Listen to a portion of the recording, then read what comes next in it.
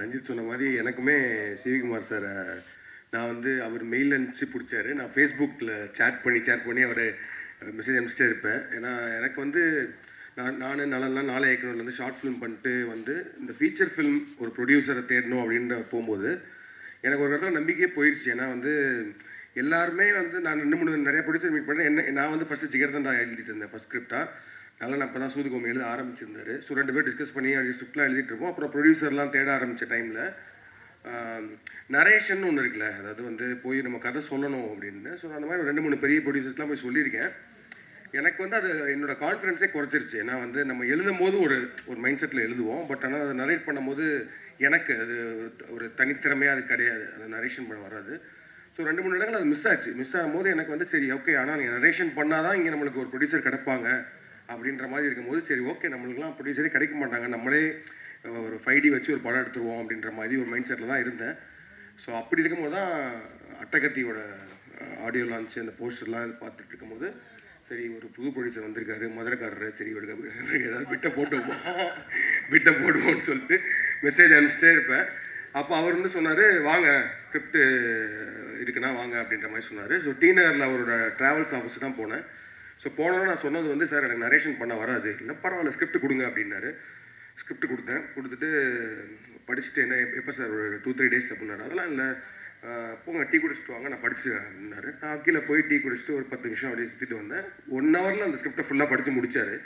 படித்து முடிச்சுட்டு சூப்பராக இருக்குங்க நம்ம பண்ணுவோங்க அப்படின்னாரு. எனக்கு ஆக்சுவலி நம்ப முடியல, என்ன உண்மையாக சொல்கிறாங்களா இல்லை இவர் தான் ப்ரொடியூசரா இல்லை, ஏன்னா இல்லை அதுவுமே ரொம்ப, ஏன்னா ஜிகர்தண்டா தான் first script.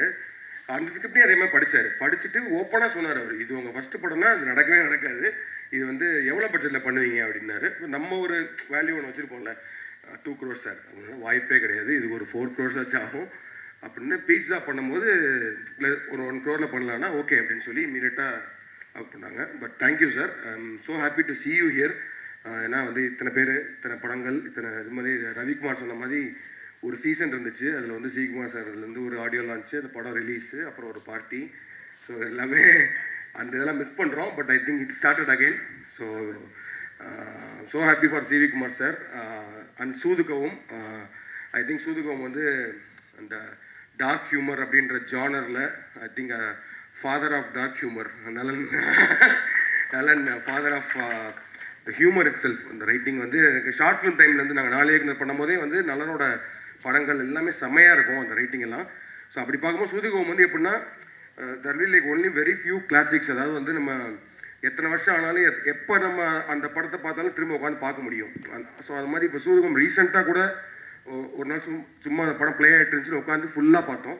So such a classic film Soodhu Kavvum. So அதோட part 2, all the best to the new team and Mirchi Shiva sir, I'm very big fan of your acting.